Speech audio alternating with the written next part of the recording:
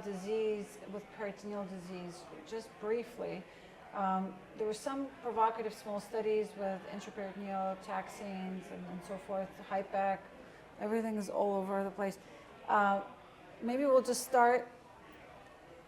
What do you guys do for peritoneal disease at MD Anderson? Yeah, so definitely peritoneal disease is a challenge. It's well reported that patients with peritoneal disease do have worse prognosis and overall survival in general.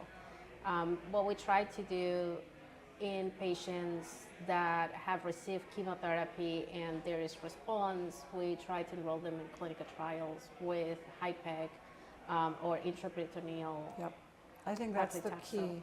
I think we need to do more trials as opposed to a one-off, although it's very challenging. What are your... So peritoneal disease is, has a bad biology and they have poor prognosis. So this kind of disease is the perfect setting where we can do all the biomarker testing. We're getting more biomarkers, FGFR, DKK1. I think we should check them all and try to hit those tumors with everything we have, because in the clinical trial setting. But do you do HIPEC or intraperitoneal chemo at your center? Or? We do not. Okay, if there is a peritoneal disease, we do not, because not outside of a clinical trial, there is no data, so we do not do it. And what about your center? Yeah,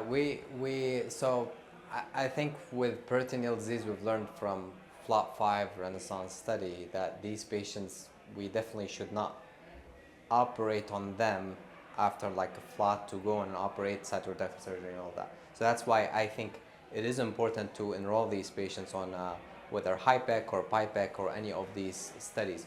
We do HIPEC in our center off study for colon cancer.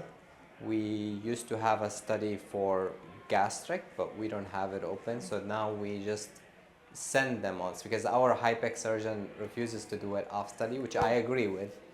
So we send them to actually to the centers well, around. there is an intraperitoneal chemo study going through CTAP right now, so I think it would be great to do it as a...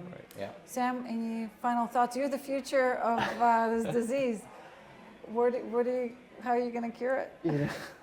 I think it's a really, really exciting time to be an investigator in this. And, if you think about it, it's the very beginning of 2025, and it was the beginning of 2021, it was doublet chemotherapy and a fifth of patients trastuzumab, and that was it.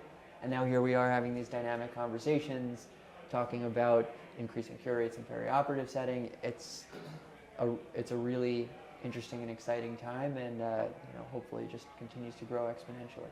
I agree. Well, thank you so much for joining, and hope you enjoyed it. Have a good night.